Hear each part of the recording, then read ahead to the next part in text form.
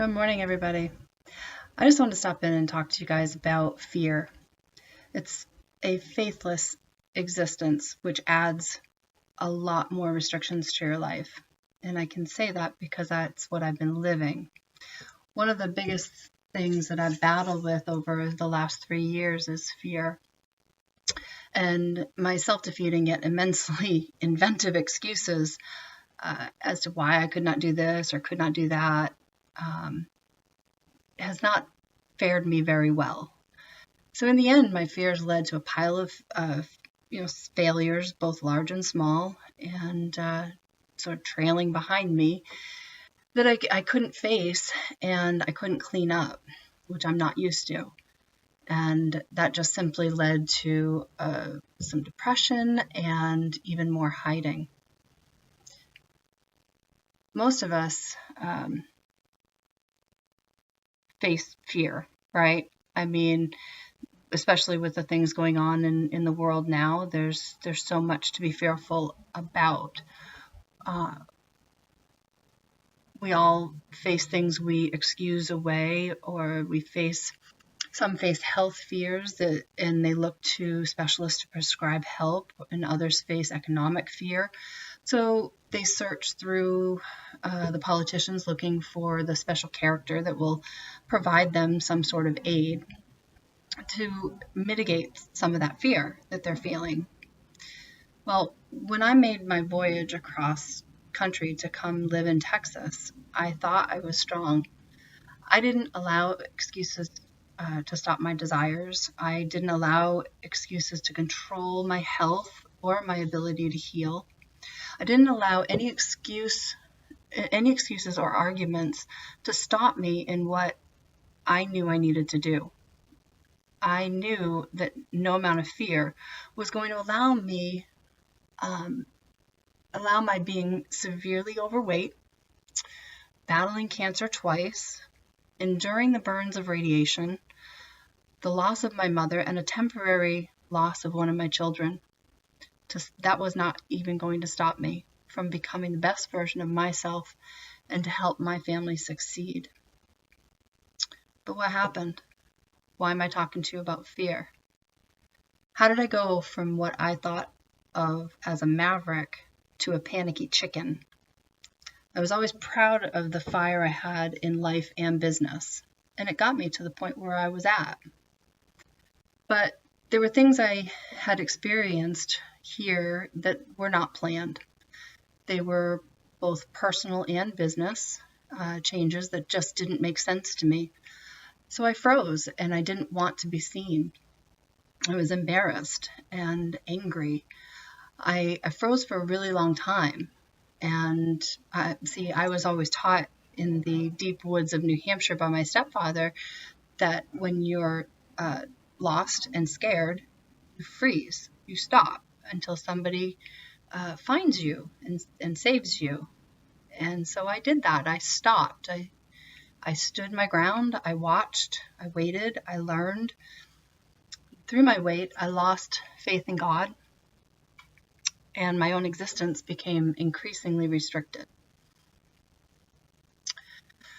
Over time, all that changed, though, through forced positivity in my mind and my speech, angry talks with God, and a true realization that in Joshua chapter 1, verse 9 was true.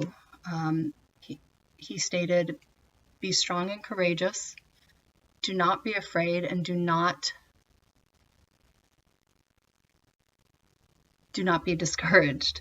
For the Lord your God will be with you wherever you go." And I know He is with me. And the trials we face, I know now, are the lessons that we've come to learn.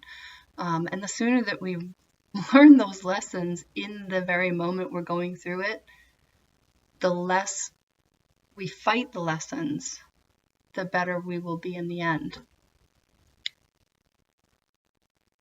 I remembered I loved living life, and no amount of anxiety was going to take that away from me. And in Isaiah chapter 35, verse 4, he spoke to those with fearful hearts, and he stated, "Be strong, do not fear. Your God will come. He will come with vengeance, with divine retribution. He will come to save you." Now, when things go bad, I remember I'm never alone.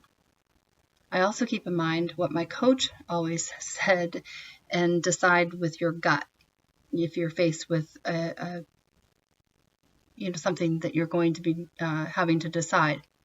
You'll never be wrong if you listen to your intuition and you let that be your guide. If you have to act upon something, ask yourself, what's the worst thing that could happen? What's the best thing that could happen? And what's the most likely thing that will happen? And then, as my coach states, then you give yourself 5 seconds. 5, 4, 3, 2, 1, decide. And if you linger any longer than that, you'll feel the depths of fear that'll start to dwell up. And you run through the questions. So you must run through the questions that I listed to make that quick decision. If you don't, you will, without a doubt, build up a long list of reasons, which are actually excuses, as to why you can't do the thing that you're supposedly fearful about. Before the last few years of my life, I never caved into fears or excuses. And I wasn't about to allow this to continue in my life. So much so, it turned to depression and some anxiety. And this just simply is not acceptable. So it's been an uphill climb for my coaches, my family, my friends, my supporters, and my God. But my inner maverick is back. And I'd like y'all to take a front row seat and watch the magic begin. So what are you most afraid of right now? Have you lost your job? Are you behind in your bills? Could you lose your home? Maybe you want to start a business, or maybe you're overweight. You don't know where to begin. It seems overwhelming.